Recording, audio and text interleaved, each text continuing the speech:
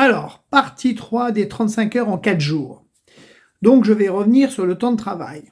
Imaginons que votre collectivité vous dise, bon non, on va quand même conserver un peu d'RTT, donc on va toujours travailler sur 4 jours, mais alors, moi j'avais fait déjà un tableau, comme je vous l'ai dit, et je vais vous le remettre.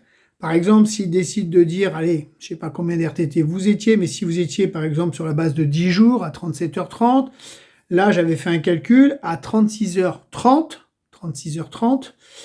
ça vous faisait quand même 9 jours d'RTT. Mais ça veut dire des journées à 9h07 minutes et 30 secondes. C'est quand même pas rien. Alors comme ça, vous pouvez dire oui, on peut faire l'effort. Pas de souci, chacun voit midi à sa porte. Moi, où est-ce que je souhaite attirer votre attention? Et on va rester sur les 35 heures en 4 jours. Après, si on décline sur d'autres calculs, ce que je vais vous dire va forcément changer. Mais une chose que j'aimerais attirer votre attention, si vous travaillez 4 jours sur 35 heures, on est d'accord que les congés annuels vont changer, puisque c'est 5 fois les obligations.